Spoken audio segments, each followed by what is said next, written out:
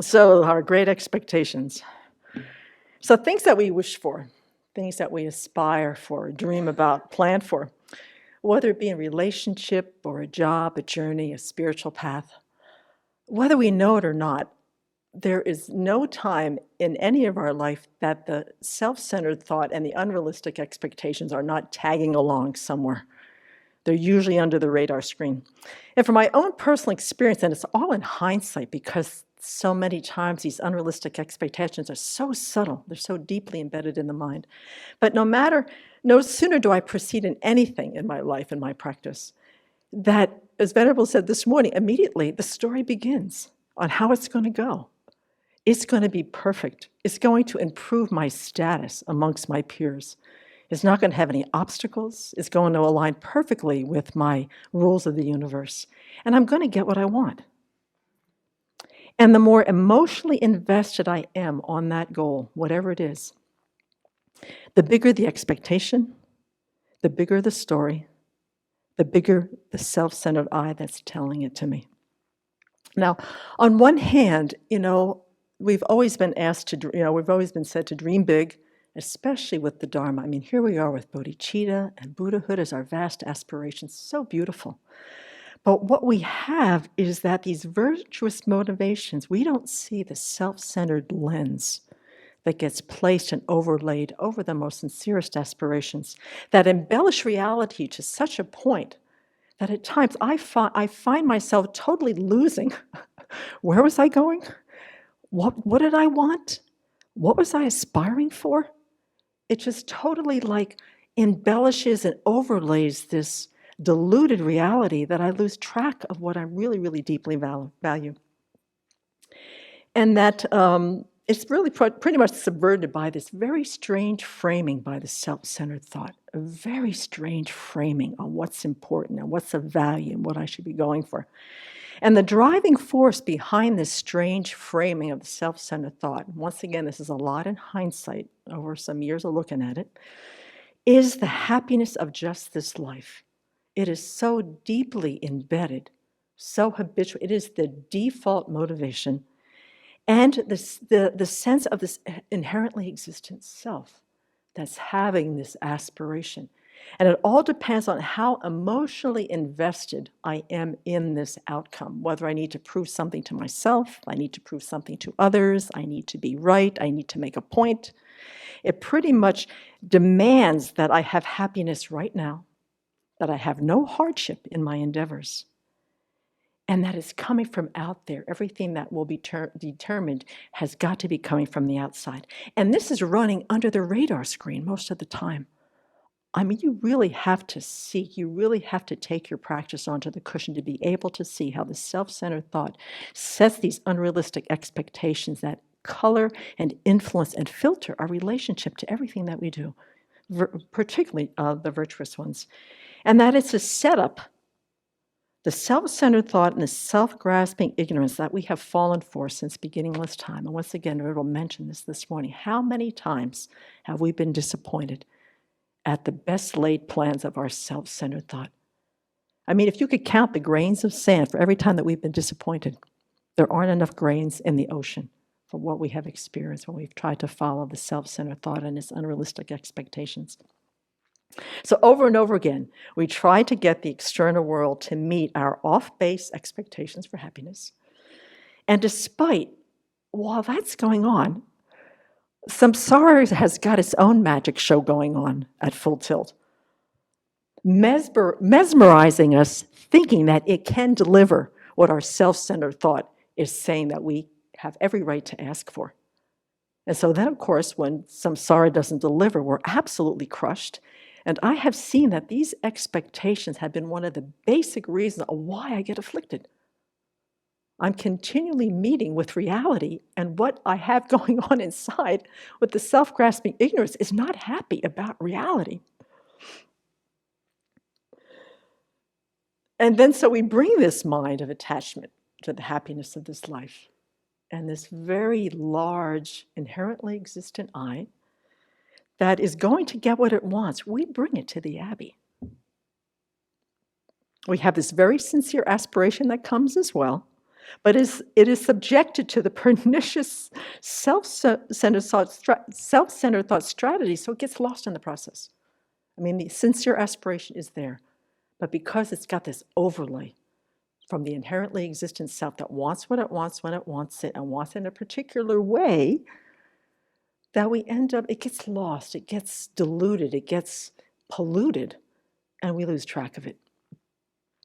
So then the bigger tragedy that I've also seen is that we naively think that our virtuous motivations are somehow immune to the self-centered thought strategies, when in truth, the self-centered thought likes nothing like a good challenge. It really likes our sincere, virtuous mind, especially when it's young in its formation. It's very enticing to the self-centered thought. Ooh, a nice, sweet, sincere, virtuous aspiration. I'm going to take it, I'm going to turn it totally in the opposite direction. We're going to head down that way. So I went ahead and made up, and Venerable also, once again, brought up some of these unrealistic expectations. I know that I've had them, and I have a list here, and I want to see if maybe you have had some of them. And the self-centered thought truly makes us believe that they're doable, when in fact they are silly and totally untenable. So Venerable did give some of them, and I was like, that's on my list, that's on my list. Okay, so here's some of the self-centered thoughts expectations. I can leave all my troubles, stress that that big, ugly, disappointing world out there causes me behind when I go to the Abbey. It's gone. I can leave it behind. I just love all the monastics at the Abbey. They're just like celebrities, you know, they're on YouTube. I can't believe I finally met them, the Abbey monastics. My teacher, dear Venerable children, will never point out any of my faults. I'm just far too fragile. I am so looking forward to some peace and quiet. I mean, it's a monastery after all. Whatever you ask me to do, I will always do it with a happy mind. I don't mind not being alone for more than 30 minutes every day. I love being in community. I'm going to get up early. I'm going to go to bed late so I can do lots of practice and study, every moment submerged in the Dharma while I'm there. It'll be so nice to finally be appreciated.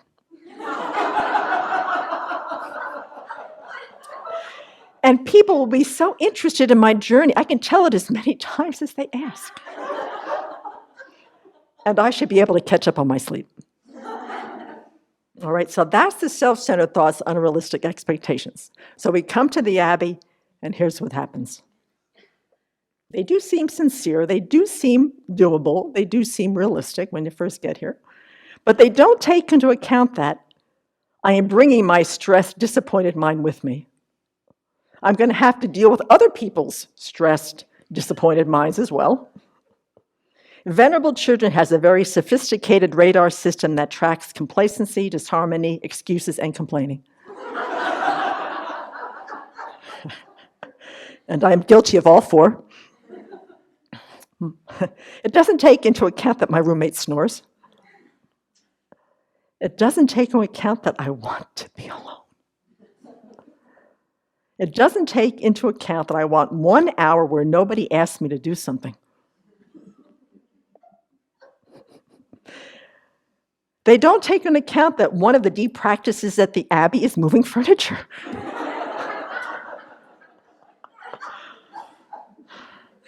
It doesn't take into account that dreams of knapweed are not uncommon. And they do not take into account that Venerable children keeps reading my mind and I don't like it. All right, so we have the unrealistic expectations, reality bites with our polluted, deluded minds. But in conclusion, we can realistically expect, all right, this is what the Dharma helps us to understand, is that sentient beings, including ourselves, are doing the very best they can. That is a realistic expectation, no matter what we're seeing. We can realistically expect that our teacher will not give up on us despite things we do and say that would drive any normal person crazy.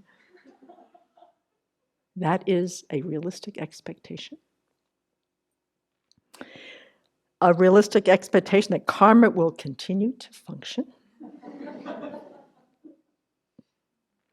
That another realistic expectation is that our minds will continue to be the source of happiness and pain until Buddhahood. And it is realistically to expect that our Buddha nature will remain alive and well. So for me, I've come to accept that most of my practice is about identifying and dismantling these unrealistic expectations that bring so much sorrow and defilements, manufactured by my crazy self-centeredness and my self-grasping ignorance. But besides dismantling that, I also have to stop buying tickets to samsara's three-ring circus that loves this. The self-centered thought and the self-grasping ignorance have forever tickets. Those forever stamps we have, they have forever tickets to samsara's three-ring circus. And that we have to be able to stop buying into it because they interfere from us truly fulfilling our deepest aspirations. When you think about bodhicitta and we think about Buddhahood, they are beyond our wildest dreams. And they are very, very doable. So let's go for that. And let's try to work with these unrealistic expectations. Bury them somewhere, dismantle them piece by piece. But they're very subtle and very, very hard to identify. So may our Dharma practice give us the wisdom and the compassion to be able to identify and dismantle them and really fulfill our deepest aspirations.